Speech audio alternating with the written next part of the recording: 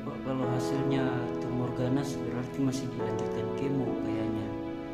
Tapi kalau masuk tumor jinak atau bukan tumor, ya berarti dilanjut operasi ini bedah plastik.